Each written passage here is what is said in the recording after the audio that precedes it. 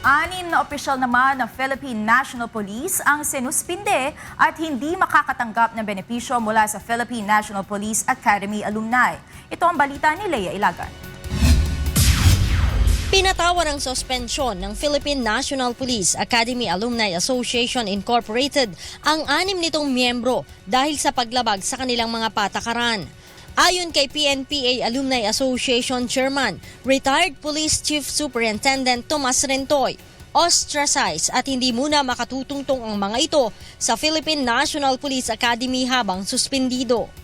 Kabilang sa 6 na opisyal na pinatawan ng 3 taong suspensyon ay si Police Senior Superintendent Jerome Baxinella, ang chapter president ng Camp Crame dahil sa pagpigil sa mga alumni ng PNPA na sumama sa Sympathy Walk para sa SAF 44 noong March 8. Habang 1 taon na suspensyon naman ang haharapin ni Police Senior Superintendent Bernardo Borinaga, presidente ng National Capital Region Police Office Headquarters Support Group dahil sa pagpapakalat ng text na hindi na matutuloy ang Sympathy Walk para sa SAF 44.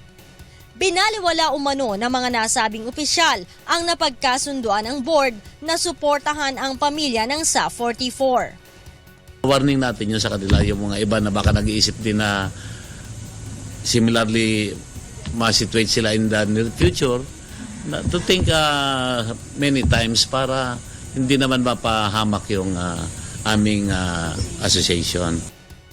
Habang indefinite suspension naman ang parusa kina Police Senior Inspector Erwin Imelo ng Class 1988 matapos akusahan ng panghahalay sa arestadong Guest Relation Officer sa Taguig.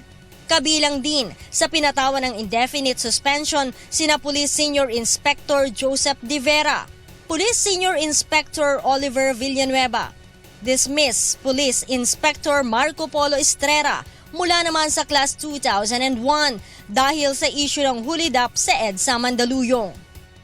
Kahit sa amin ding mga Board of Trustees, masakit din yung loob namin magpataw ng ganitong mga disciplinary sanctions, but we have to really give them the disciplinary sanctions para huwag na silang pamarisan ng aming ibang miyembro na malihis ng daan.